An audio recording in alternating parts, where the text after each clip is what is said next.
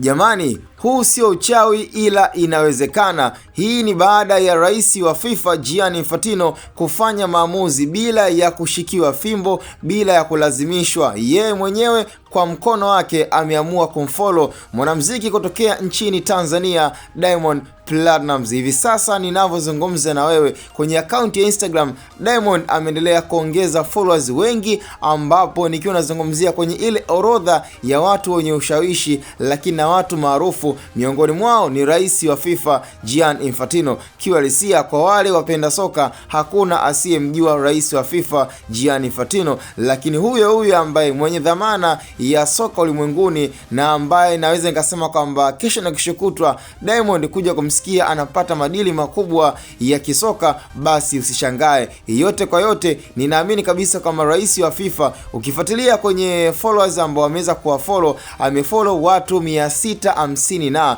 of course huyo ni rais wa FIFA. Sasa hebu tuangalie na tupige tathmini kwamba kama ameweza kuchagua orodha ya watu 600 na ambao ameamua kuwafollow mwenyewe, miongoni mwao akiwemo Diamond, hili sio jambo la kawaida. Na ndio maana kwenye sehemu ya kumpa pia maua huyu mshikaji, acha tumuongelee, acha tuzungumze yale ambayo ameendelea kuyafanya kama legacy kwenye mziki wa Bongo Flava. Ninaamini kabisa kwamba mziki wake ndio unaendelea kumtambulisha na kumfanya watu wenye ushawishi na watu wenye dhamana katika sekta mbalimbali, basi mwisho wa siku kwa Diamond kuwavutia imekuwa ni jambo la kawaida. Kwa hiyo hii tuiweke kama rekodi na tuiweke akilini, ikitokea Diamond ameweza kufa, basi hizi legacy zikumbukwe kwa Watanzania na waweke kama kumbukumbu. Na nimeamua kuongea pia na kuizungumzia hii swala na huu mjadala kwa sababu kuna watu na tabia za kujisahau, na ndio maana tunaweka, kwa sababu hizi ni kumbukizi